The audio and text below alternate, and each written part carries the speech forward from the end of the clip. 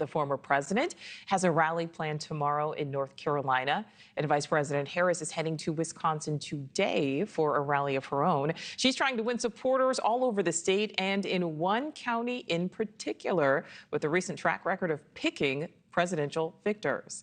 Correspondent Kellie Meyer live for us in Madison, Wisconsin. Kellie, where Harris is holding that rally later today. How is she planning to try to gain swing state voters there? Yeah, hey there, Nichole. So this is her first time in Madison, but her fourth visit to the state of Wisconsin since entering the presidential race, and the campaign is all in on Dane County. That's where Madison is. We're hearing that they are really talking to student voters and engaging them here in Madison, the home of the University of Wisconsin. We're also hearing from the campaign that they just launched their 50th campaign office in Wisconsin, next door to that campus. So Madison is this blue dot in a swing state that's essentially in the bag for Harris, but it's Sauk County that remains uncertain. That's about an hour northwest of Madison. You could see it there. A population just over 65,000. And it's predicted the presidential winner in the last 4 elections. County voters have backed the candidate who won the state and went on to win the White House. From Biden to Trump to Obama back to back, this rural swath of Wisconsin could have true implications in this year's presidential race. Our NewsNation crew visited the county ahead of Harris's rally here in Madison to speak to voters about what really matters to them and to try to get a sense of how they are swaying. But as you can see from the yard signs here in different yards, it's really split down the middle. Take a listen. If we don't elect Harris Walls, I feel we will be going in the wrong direction as a country. And it's not going to be clear to people. It's just going to happen gradually. It was very strange that Joe Biden was kicked out of the race. It's very apparent that this was kind of a setup.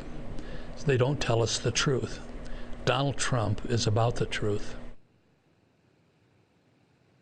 So really interesting to hear from voters there in the area. They are engaged, and it's interesting because as inflation kind of rose and impacted the city here of Madison, you saw a lot of folks moving out to Sauk County and then commuting into the city. So it really is a true bellwether and even a microcosm of what we're seeing in the rest of the country, Nichole. All right, so Kellie, we are now 46 days out from the election. I know yesterday you mentioned you have the countdown on your refrigerator there.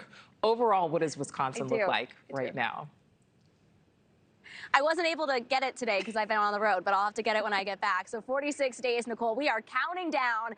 And Wisconsin, just like a lot of the other states we've been talking about here on News Nation, it's close. It's neck and neck. We have our latest Decision Desk HQ polling. It's showing Harris ahead, 49.5% to Trump, 47.5%. That's our latest DDHQ polling average, so we're keeping a close eye on it. So as we said, Madison and Milwaukee, they are generally more Democratic areas in the cities, and then the rest of the state more rural. I've been talking with folks from my Uber driver here to people we've been meeting. I met someone in my workout class this morning who's volunteering at Harris's rally here today. So it truly is a mix of folks of which way they're going here in this election, but it really is going to be up in the air exactly which way the state will go.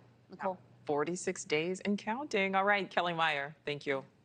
Thanks for watching. Go to joinnn.com to find News Nation on your screen. And don't forget to click the red subscribe button below to get more of News Nation's fact-driven, unbiased coverage.